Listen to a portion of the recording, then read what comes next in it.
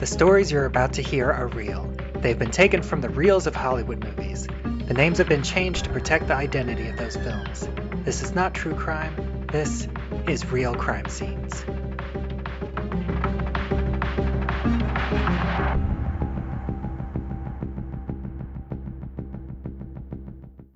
Hello and welcome to part 2 of the Shelbyville Murders episode. Here we will reveal the movie that I used to create the Shelbyville narrative and discuss the movie and the crimes committed. And a special thank you to The Vern from Cinema Recall, who was one of the first to guess that the Shelbyville Murders was, in fact, from The Nightmare on Elm Street. Thank you, Vern, for listening. And joining me today is Aleister Sharkwater. How are you doing today? Doing well, Bubbawheat, doing well. Yeah, it's good to have you on. And, whenever I've talked about this, this idea for a podcast, you were, one of the first people on Threads that kind of jumped on this and thought it was a good idea and was excited to be a part of it. So, and Nightmare, well, I guess kind of jumping ahead, Nightmare on Elm Street is the movie that we discussed, that was in the previous episode. I believe you had asked, does anyone have any recommendations for action or horror movies? And horror movies are my bread and butter. They're, my personality, my lifestyle. So when I'm thinking of this show in this format, Nightmare on Elm Street is the one that would make you go, what the hell is going on? If you're looking at this from a detective point of view. Yeah, and you said that, and, I definitely thought that was a great idea, and it had been a while since I watched Nightmare on Elm Street because I'm kind of like a mid-level horror guy. I have seen the vast majority of the big horror franchises, but only the first movies. I've seen practically all of the first movies, but I've seen very few sequels. I have never watched the franchise in order ever in my life. But Friday the 13th, I started off with part 5. Same with Nightmare on Elm Street. I started off with New Nightmare. Oh, that's really interesting to kind of go backwards almost. And some movies, and with some franchises, I love it because I remember with the Subspecies series, I started with part 1, and then part 5 had just come out, so I'm like, let me take the plunge. And thankfully, part 5 was a prequel. Yeah, I've seen a lot of the classic ones. I think really the only ones that I really got into the sequels has been like the movies that came out around the early 2000s. Like I've seen the first 3 Screams. I watched, I think, both I Know What You Did Last Summers. And then into the Asian horror, like I've watched all the Grudges and, kind of a more lesser known Asian horror, Tomy. I watched, practically all of that series. Oh, that's phenomenal.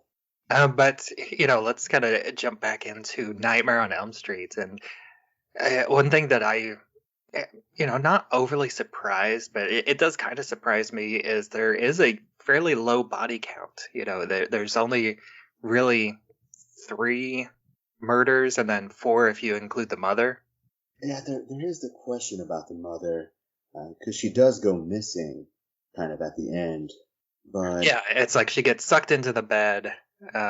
In the dream, the kind of mixture of dream and reality, because that's after Nancy has brought Freddy into the real world, and then he takes the mother, and then she confronts him, and then says I want my friends back, and then she wakes up, and then everybody's alive. But then it has the double fake out ending with the Freddy car, and then the mother mannequin gets pulled through the window. Hey, those are the best kind. They finally defeated the villain, or have they? Yeah, question mark at the end, question mark. I mean, and in terms, a lot of the horror comes from, the dreams themselves, Freddy's arms extending, he opens his gut up. You just see green blood come out. Yeah, and that was a challenge too, because it's like, as I'm writing the script, it's like, I have to include it. I have to keep it based in the real world. So like, I can't include anything from any of the dreams, because that's, for one, that would give it away, and also, that's not real. There's no physical evidence of any of the dream stuff, except for, the occasional wounds that's happen in the dream that's carry over into the real world. And even with Tina's knife wounds, the boyfriend took off, so cops can just say, "Oh, he took the weapon." Yeah, and that was really that was kind of where I got the idea to really pin it on, not just the boyfriend, but also Nancy, who I called Mary in the narrative. And yeah, Nancy was kind of the last survivor, at least if you kind of stop the story before the before the uh, happy question mark ending. And then I don't even know how you would explain Glenn with the geyser of actual blood spurting from the bed. Yeah, and watching that again, that was kind of the movie does have really the three, well, I guess practically all of the death scenes. Well, I guess Rod's death scene isn't really, it's kind of interesting, but it's not super memorable. Like I even kind of forgot about Rod's death. But starting out with Tina, that she just gets the four, the single scratch down in the front, right in her chest, but then she gets thrown around the room, like on the, using the room on a gimbal, where she goes up the ceiling, up the wall, and on the ceiling and everything. And the brilliant part is that when Rod is arrested, if that's something he tells the police, the cops did say he has a previous arrest, a drugs arrest. So they're not going to believe him. They're going to think he just got high. Yeah. And he has the switchblade, even though, I don't think that they would necessarily match that as being the same kind of knife as the Freddy's knife glove. And so, that's kind of the other thing, because all of these are, well, I guess, he's known for the knife glove, but really it's just the Tina wound at the beginning is really the only thing that's distinctly uses the knife glove, because Rod is made to look like he hung himself in jail. He just has the animated bed sheets, and then, like you said, Glenn just explodes into a geyser of blood. It's like someone took a wood chipper and then added a couple of gallons of fake blood. I have no idea what could be a logical explanation for that for any police going in. Yeah, so somebody took him. They brought in the industrial-sized Ninja blender. Just set it to puree. Imagine the parents try to sue the little mini TV company that he had on him while he was sleeping, saying like, "Oh, that's where he had it on him. I has to be responsible." Yeah, and that scene was another one that used. It was actually the same room that they used for Tina's death, and they just they ran it. They put in different furniture to make it look like Glenn's room, and then they turned it upside down, and then just poured the blood from the ceiling while the camera was upside down. Oh my god! It almost killed everyone on set. Really, I didn't look into any behind the scenes, so I mean, well, not entirely true. I did, I did read that, or I mean, I didn't necessarily have to read. I could tell just, with my knowledge of filmmaking that was how they did that. The weight from all the water made the room rotate, and there was a lot of electronics. So no one got hurt, thankfully, but that was that was dicey. Mhm. Yeah, and then we have the kind of the last scene with all the booby traps, and again that was something that's it kind of doesn't doesn't make a whole lot of sense in terms of like pinning it on Nancy narrative that she would have her home booby trapped unless she was just getting uh, I guess frightened and paranoid. Yeah, but you can also say, I mean, she did say that there was an intruder in the house. I don't know if she had said it was Fred Krueger himself, but some of those traps were set off, and there was a fire in the basement. Yeah, and I did like I kind of forgotten that during the first half of the movie they just they don't refer to him as Freddy Krueger. They just refer to him as the burned man because they don't get the backstory from the mother until like I think about halfway through the movie whenever she reveals the glove and then tells him his backstory. I think I'm also because I have seen the remake, but it's been ages. But I Hmm. think some of the memories of the remake are kind of seeping in because I could be wrong, but I believe in the remake they do focus a bit more on Freddy's backstory. Like I think they have. I want to say that they actually like filmed the entire kind of prequel moments. They have him as before he gets burned, and they give his entire backstory at the beginning. I think, or if it's not in the beginning, they have it as a flashback in the remake movie. Have you seen that one? Yes, yes, I have. They don't say it at the beginning, but they do have a lot of flashback scenes. Yeah. So I think I had memories of that movie. Uh, Blended in with the memories of this movie, but in this one it's really just that one scene with the mother, like right after she puts the bars on all the windows, and then she brings Nancy down to the basement and shows her the glove in hidden in the boiler. Which I don't know why you would keep that. That's evidence. Well, I mean, at that point, that's yeah, it's evidence of them, I guess committing their own crime of setting his house on fire or setting wherever he went to.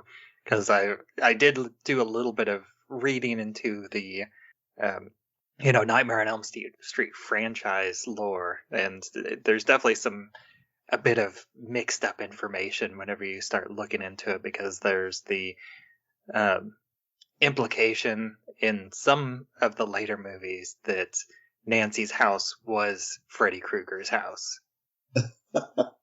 I mean, the mother was responsible for his death. I mean, like when he was younger, it might have been his house.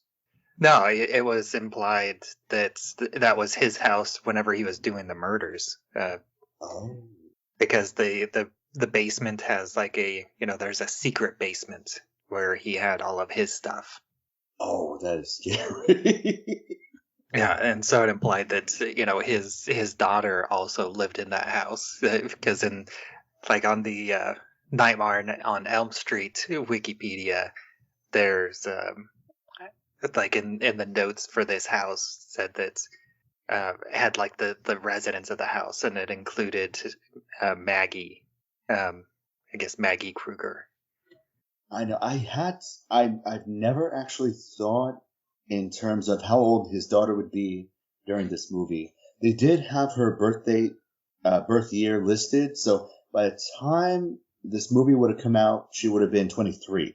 Yeah, Oh yeah, that like I knew about the daughter, but like you never think about it in terms of like where was she during these first couple of movies? yeah, and in terms of like the changed names, for the most part, I just kind of I find a random name generator, and then I give it a handful of modifiers to give me the right kinds of names, and then I just kind of pick ones that look uh, relatively generic, but in terms of Fred and his daughter, I actually kind of came up with those names myself, just as like for Fred, I changed his name to Richard because I took Fred to Frederick to Rick to Richard, I and love that. yeah, and for his daughter, I took again, I kind of based it on Freddie, so instead of going the female direction to Winifred, and then I named her Winnie. Oh, that's smart. So I thought that was fun, and yeah, and then in terms of a movie, I think Nightmare on Elm Street is just it's fun, and I like all the practical effects, and the dream stuff is still the best stuff, and this movie does a lot of it so well, and it is kind of a shame that I wasn't able to include any of the dream stuff, and in fact, like really the only kind of hint that I am very curious because the first episode was big, and that one is like a very unexpected movie, and but still a lot of people got it because there is enough unusual details. And I think this is kind of the same way. I feel like if you've seen Nightmare on Elm Street, there's enough clues that you'll kind of get it right away, because I do include, Nancy / Mary falling asleep in the bathtub, which again is like the other like famous scene. Like it's the one used on some of the posters.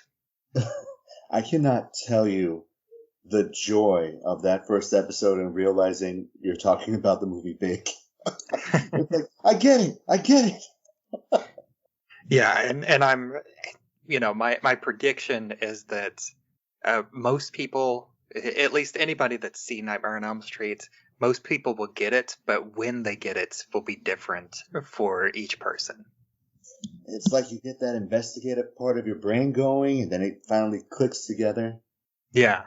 Oh man, can I ask what are there any true crime podcasts or shows that kind of inspired that? Anything like you look at the format and just like, ooh, this would be great for movies. Actually, I got the idea listening to a Movies by Minutes podcast that was discussing The Fugitive, and um, like I was listening to them talk about the differences between the stuff that he was doing in the movie and how it would be handled in real life, and that's kind of where the idea clicked in my brain. I remember someone did something similar with Taken 3 with Liam Neeson, and he said even though he was framed, he'd still be arrested immediately. He evaded the police. There's so much property destruction. Yeah, he'd still be in jail.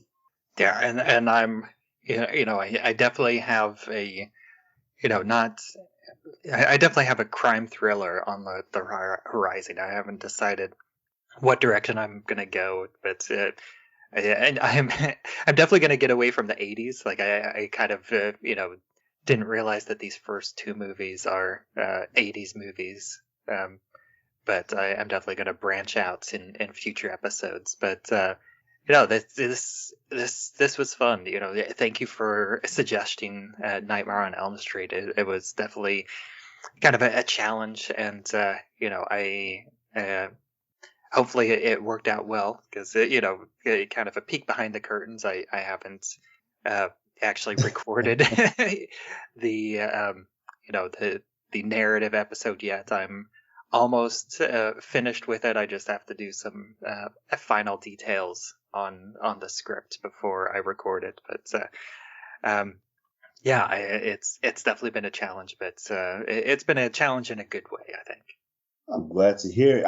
I am definitely here if you ever need to troubleshoot ideas or anything horror related you want to do. Reach out. I'm definitely happy to help.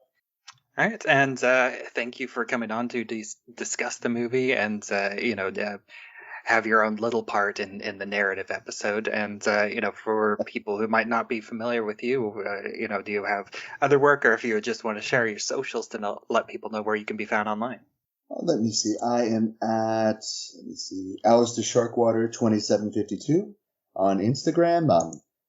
I'm also on Threads. Let me see if my tag is there. Should be the same as Instagram. Actually, yeah, it's connected. It's the same. But anyone podcasting needs a guest to talk about a horror movie, I am definitely down. And as always, I'm Bubbawheat, and I'm on social media everywhere where I'm at Bubbawheat. So these days, I'm most active on Threads, so that's the best place to find me.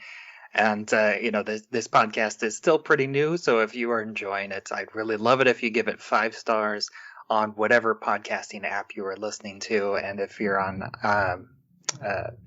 Apple Podcasts, if you give me a written review, that would really help us jump us up in the search algorithm as well.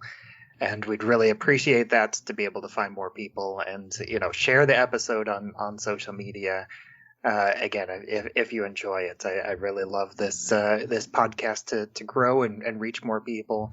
And tell me you're listening. I'd love to hear what you think. And of course, I'd still love to hear your guesses on the narrative episodes. Whether or not they are old or new. I'd love to hear it if you just found this podcast and are listening.